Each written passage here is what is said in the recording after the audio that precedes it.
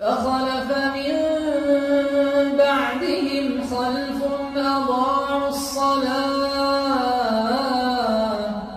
أضاعوا الصلاة واتبعوا الشهوات فسوف يلقون غيا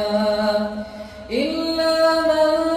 تاب وآمن وعمل صالحا